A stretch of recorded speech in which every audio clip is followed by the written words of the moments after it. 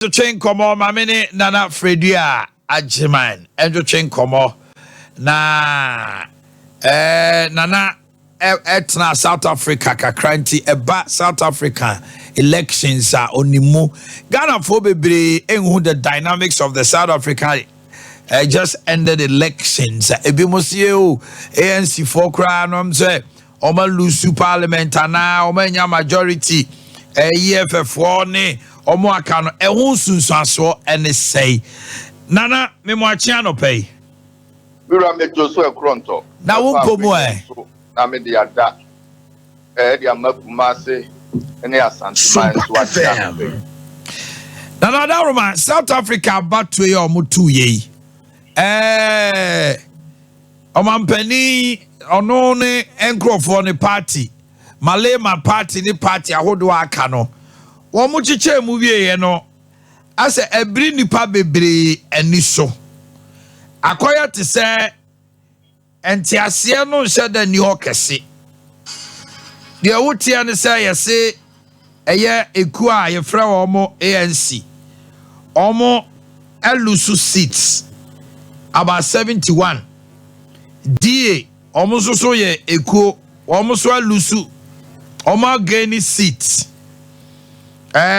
ukomwa omunya 5 seats EFF so lose 5 seats MK formum enya 38 seats and there's going to be what is known as a coalition government bebrenti ase my enchiremu kakra wadaroma yo medase South Africa no ansana obetimi awin election no also nya 50+1 to say yeah okay na about 2 years no ka wo hwe ANC 1994 ya mutu aba for the first time one omunya 64% and in 1999 omunya 69%. That was the second election.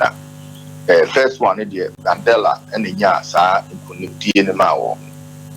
Then a third one, no, second one, 1999, Chabo Mbeki, nya 69%. Highest Omunya power was in 2004. Yeah, Omunya over 72% of the election. FM. And in 2009, Omunya 65%. And in 2014, Omunya 64%. And on the last election, yeah, 2019, Omunya 60%. And I know the Omuye almost enya outright majority. Yeah, ANC enya the 40+ of the votes. Now, the other parties, you know, D no AM no phone party no. Omona nankaka ne no apartheid omona na chese omona na chese omo edisa omo kuo no. E na wo yenyina ye tie SOMPA MK no ne Jacob Zuma na de no ye former president ya wo ba ya okoda mu a baba ono so obe campaign purely on more of tribal. It said the Kala Dramatin 18 who free MPP mu Nanka Santifo nyina says Alan and free mudia any yingina says a kwaka Alan Sana Jacob Zuma de Nkoye it no dear on only dear no it was more tribal than political and then somewhat okay can say on also winning no ba akoye to set it to okay ye cool no also ba mining companies in Yuma dear was South Africa, you know, be nationalized. Said the Beya, the Beche Bibia near the South Africans. Enti Zuma MK party, no, baby and someone moki can name baby or margin corner. Omni ANC, Omokas Omu Kabu Moa, a Beya Kakrefi said. Ubia ne baby a wuchina pa na EFF no Malema no so no Nasem a different kakra se wo hwe ono the be on the South Africa kwa se ANC kaso one ni ka bom a bia ono so na dwene wo be ye dia ma ANC pa na GA no ye mrofo no party ni de e je sasa ko ye ti se enkwaso mu na je se mrofo no esa ba bi enti omumra no so mo constitution ni kire se ansa na betimi a formal government that was so enough 50 plus Zuma no nya be SOMPA to this Zuma party MK no kwa e betimi ayi Malema no so nya almost 10% into the kind of 43% no ho a eno so betimi ayi but over only 90 days after the election said ye be ya obetimi any party ba ko bi anamienu bi akabo mu wotimi anya 50%. It is say no e ho ne gina say obi no ho a wotimi nya 50% plus na me pacha osha ma ANC na in the past wotimi konya almost up to 70%. And now we die benya be 43% dia na chese sebe atroyenchem kese pa na to Osha, which of the parties? Because DFOI, Uchushemua, they hold 87 MPs. Abrofono, John Stevenson, Oyebroni, apartheid era, Omo party, they are gaining grounds.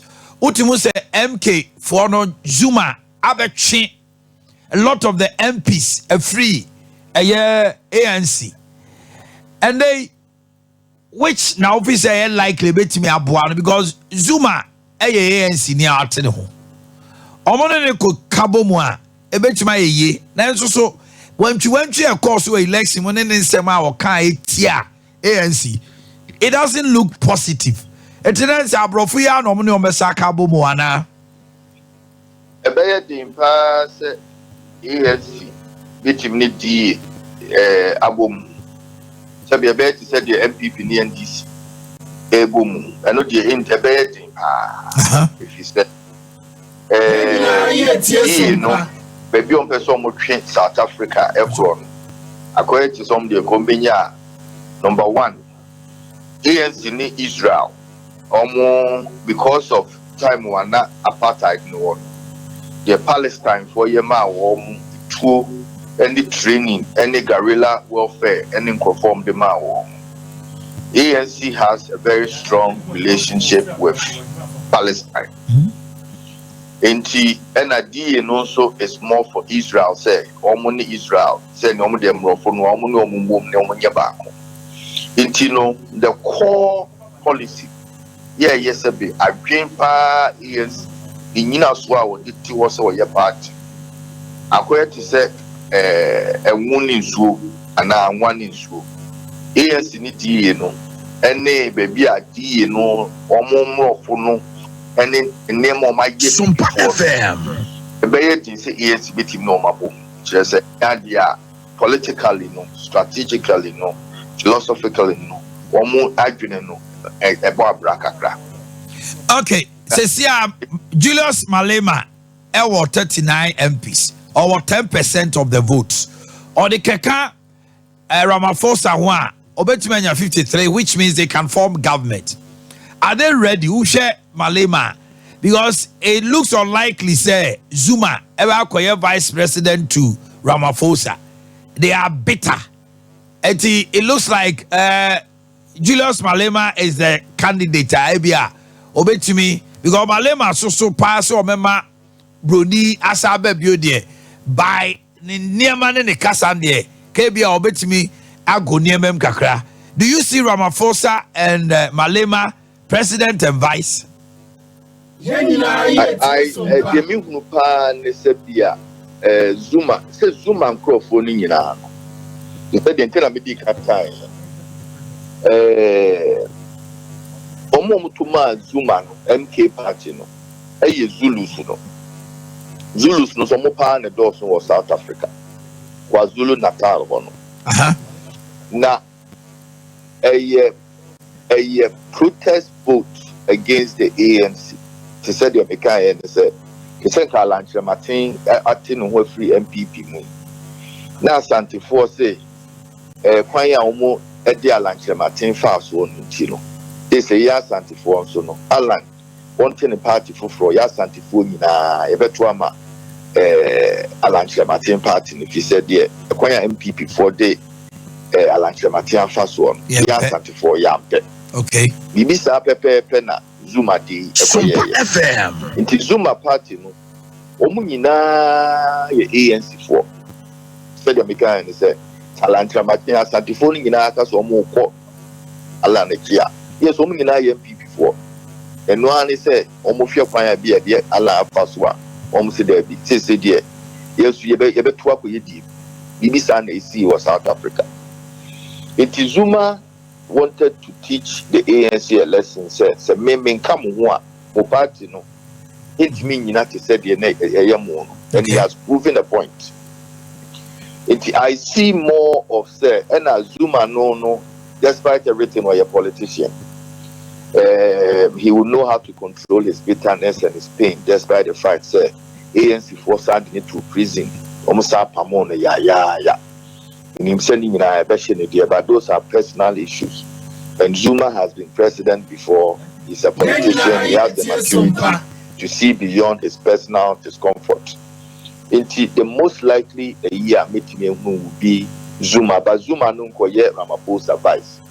Zuma no be demand the Sebia, the deputy announce or no be appointed vice, and need be a certain key strategic people on both the corporate and the executive branch of the government to make sure Sebia Kabia or Muboye, any Yaubia or Mudi.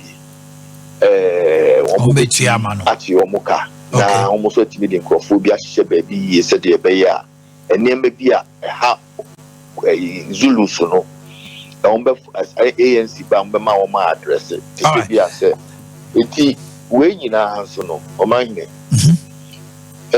nyasa sua na sebe yesi kwase an so e de me yonko ne eneme nyasa sua ma stick through and SOMPA FM. So we share the now we see Senegal. Ya kolei ubi ayachi wo matu prison. Wo free prison by akola wedi 44 years. Timi be win election. Wo masisa Senegal bibia. Ubi a susu da. Se Senegal be kosa. Brazil president anu wo ho. Ya mupamo no Lula da Silva. Luna also be winning ya wasanyaba and say no who share to say the America say fit through MPP abai atim die any ayaka dia ye not just Alanche Martin or ne enkofu mu di na chire ubeka say sebe wo mu ye sebe ahoho bi aye form free baby asi ye tan wo mani. It is South Africa elections. It should be a wake-up call. Ghana, any year, you mind yourself. So now, and Tokadia is see baby our yim, a bushim, or maimu, baby and one Tokwendi. And so, and Tokaba said you over two boys say, a person no dia to a kakasa, there are many panakuma Tony Yemono, and no true here. Now, said the ANC say, baby, from a binding Girano. One crack, they say Ramaphosa no Benyon Bepama. No one will be full from Oma Betty Omani. It's the ANC one, Okrano, in Yanjosa. If you say Ramaphosa no Bayan, and near my baby and son, true, and I'm an ANC, Oma Lusu Lessing. You decline a doom so. South Africa doom so as your honor. A change, there's a Ghana J crowd to me phantom. SOMPA FM. Affect Bibia, a Juma, Kofua acetrem, and Kofu fee, and Kofu bottom, Bibia, traffic light, accident, see, Bibia, a Kania. It is a Kania in Nisu, a woman, my Mahama, my NDC 2016. Do so count on the ma or Mulusuye. Sounds na ANC so do so can and a maya pamo. And I will share the level of unemployment. Here was South Africa, number 2. South Africa says, Uche nipa miensa, Ufe nipa miensa biya, Mubako, Enyejuma. Almost 35% unemployment in South Africa. In Tiahono, akoye to say, Memunu biya niya break, ding, omu ya yomu say, I hope one a free Ghana, ne Zimbabwe, ni Zambia, ne Kofua, omu Africa, mokuku South Africa, no, omu na eji omejuma. That's when kisa. I hope one more home free Africa. To draw na ye tailor for omo butri, omo CC mkrofofie. It woman no sabe, a juma moyeno. And yes, sabi, emrofu juma na company juma na abekase, CC Ghana nina waha na says Zimbabwe na Zambia nina waha. A ye trading, and names and juma. And yadia woman a juma free South Africa for no. Neso amanyosemu omodi ashe omukrofon etrimu se ahokwo no na ma omasetrimu ayesa iti instead of say ANC no omo behwe edi ne ma tutu yi amase bi adwuma ene nkoso aba oman nu ama omamnu ene omumrante no mabawa enye bi aye no oma amomani ankosa ade no so iti unemployment is one of the highest in Africa, in a prosperous country like South Africa, which is a tragedy. Na the etoso miensa eye corruption. Omu di omu corruption nye ye die bi. Nenso when nam so musika na so chen ye die ntino. Wo de tutu ho dia the same. Corruption just a proyene katasehye enu kono fita abi before omu di o mind no so no. Oma your mind na proper. Omu wie sika ena kire se omu ya no mu de ahye fom. Ti se ye die ye bi. Unti ho asem. Ti sa niema miensa we ti true. Ena ama ANC no obia kondo biem. Ama obia mutimi nya 70% kane omanya kura na 65%. Ya na de 43% na omanya. Just asem kese pa na si. Ti Zuma ka ho de. Nenso denka omu niema omu ye no. Nanka eto omu de niema tutu yi a. Zuma kura ba ye. Any malema no komati mi enwure mu sa because emrofo no party di no party me dey omu de omu class gain more social statistics now they really gained a lot. So people have started believing in them. Sir, and now we Cape Town baby emrofo no ewo tumi no a uko Cape Town unlike Johannesburg and other places KwaZulu Natal no just ho area ho crime Chrono, a thing, Bibia and Kosovo. Kasuko Cape Town, I'm not phone one a deal, no, or move to me, pa. Cape Town is a butch river, dear. Aye. In the more level of development, infrastructure, or will be Pia, who relative say, I'm not free. And we'll finish get your money in Ama, or Mudiak, and I can in Apple to say Cape Town. I think South Africa can you go, guess here. Because one, and near my what it is a pro Yenikita share. Kwai basabasa kanie dundum basabasa ebi say ni ho enti baby amrofo no hweso ne de akoye tisa bruchi pepepe ena baby e before no hweso no akoye tisa be yezongo ya tisa na South Africa asem okay na pacho wanti 90 days ni do no muntumi nye ya na just said they will be going for another elections ana so 90 days ni do no munye dia. They will have to go according to the constitution, you know, they will have to do another election. Okay. Now, Adia Bakwa Mefa Wakwenya so Adia said 2 amayo 4 amayo amanyo ni say.